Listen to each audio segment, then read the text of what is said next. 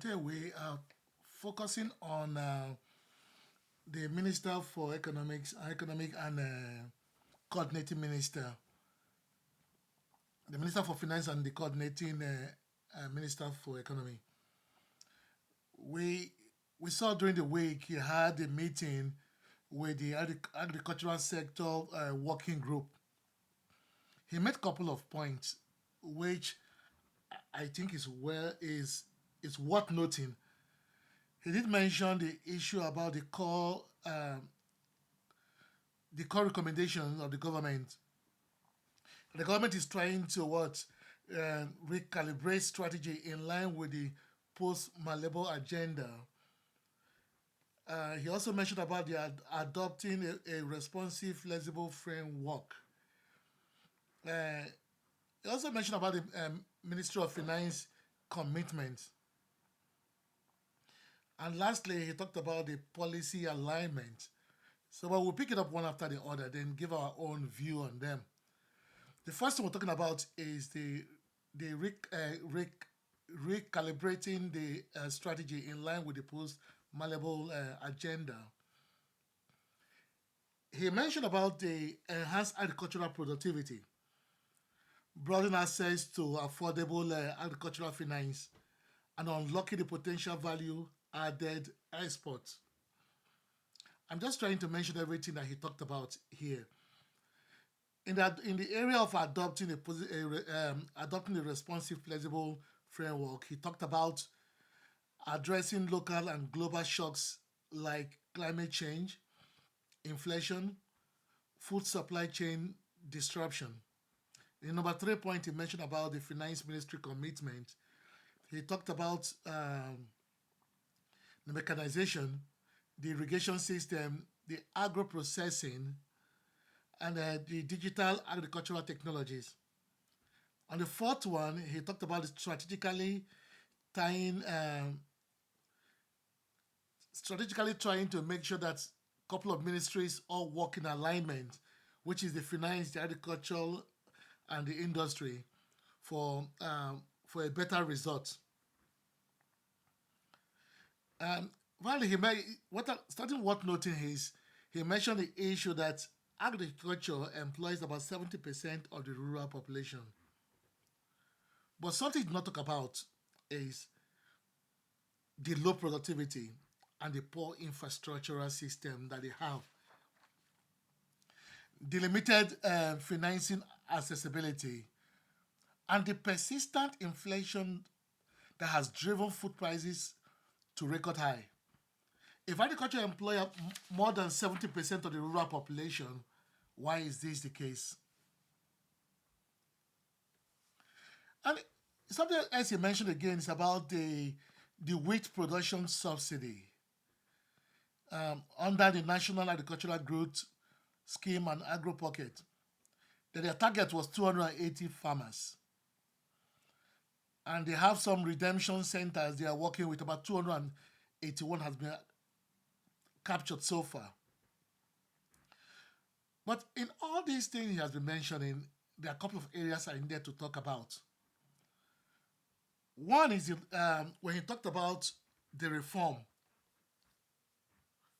He talked about reform, but no structural change. He mentioned that we need a enable agricultural framework capable of responding to shocks. But when we look at the checks, let's look at the reality. The same government continues to underfund the so-called agriculture. How can we have reform and we still what? Underfunding them? Allocating just 1.73% of the national budget to the sector in 2025, which is far below the 10% commitment in the Maputo and the Malabo declaration, which we signed. Real reform isn't just about coordination or frameworks. It demands serious investment. With the nature of Nigeria, it demands serious investment. It demands infrastructural commitment, and it demands power supply. This he did not talk about, which we know we don't have them at all. The minister also talked about the issue of access to affordable finance by the farmers. Please, if we may ask, which farmers are they talking about? Because we know even the so-called farmers that are close to politicians don't even get the funds that much. But the reality is that most smallholder farmers have no access to these loans. Partly because of the collateral requirement, and high interest rates. I think our interest rate right now flows about 30 something percent. How can a farmer survive in an interest rate of about 30 something percent? That is totally unrealistic. Farming in every part of the world is completely what? Subsidized. Farming in every part of the world is completely subsidized. In the US, it's subsidized. In any part of the world. Because going into farming is like going to teaching. You don't get paid exactly what you want. But in most of the time, governments subsidize them to give them a booster. The so-called intervention funds often ends up in the hands of political elites or ghost farmers due to poor targeting and corruption in the distribution. Due to poor targeting and corruption in the system. Also, how many of the farmers can we boast of the funds have reached? You will all see that if we check the farmers that they claim that they gave these funds to, it is less than the so-called 1%. Less than the so-called 1%, because these funds ends up either in the bank not giving out these funds or using the funds for something else. And the ministry doesn't have the capacity to follow up on the funds. Also, the minister also talked about government commitment to tackling food insecurity. We see what is going on in the Middle Belt, where the farmers are being pushed out of their farms, where the men, the young ones who do the farming, are being killed every day. Not only in the Middle Belt, even in the West and the East. Even in the core North, farmers are scared of going to the farm. So where are we talking about the food security? Is it by importing the food?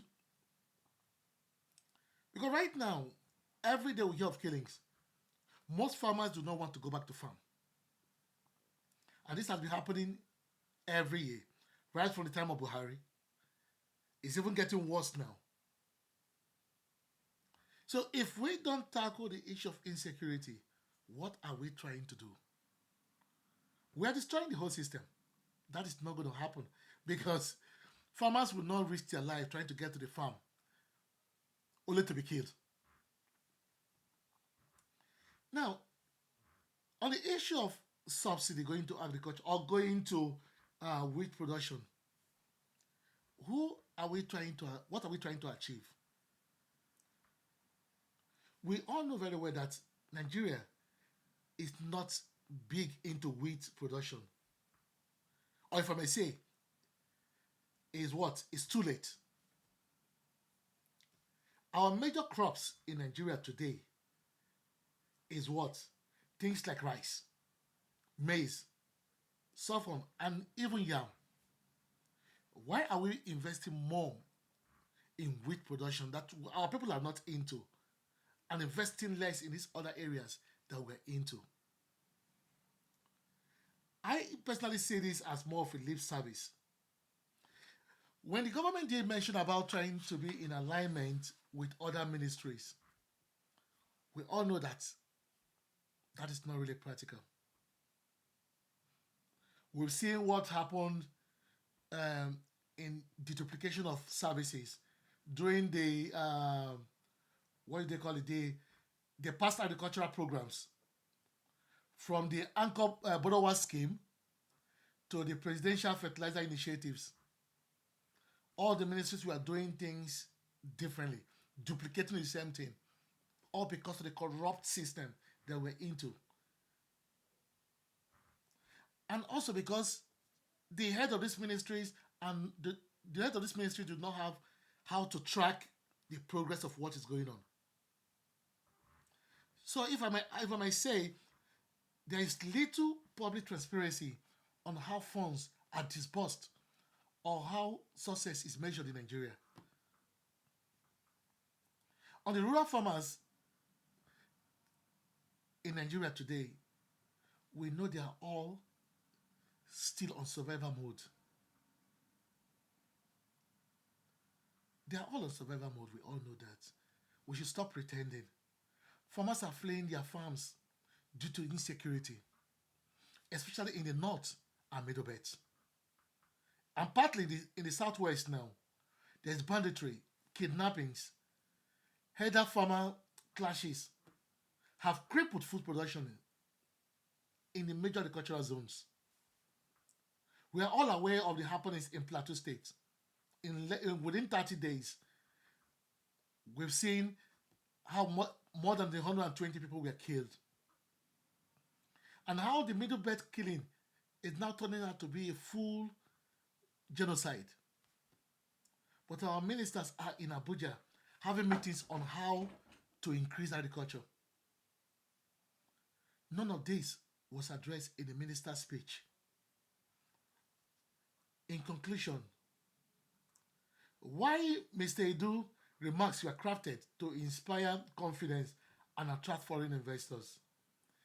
They are disconnected from the lived experiences of farmers and food consumers in Nigeria.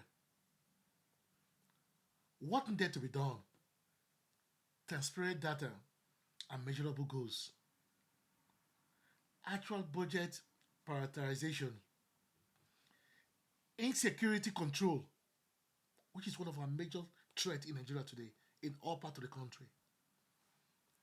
Reduction in policy corruption and illicit capturing.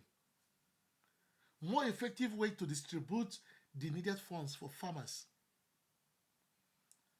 Compensation of the farmers who have lost their loved ones in the farm.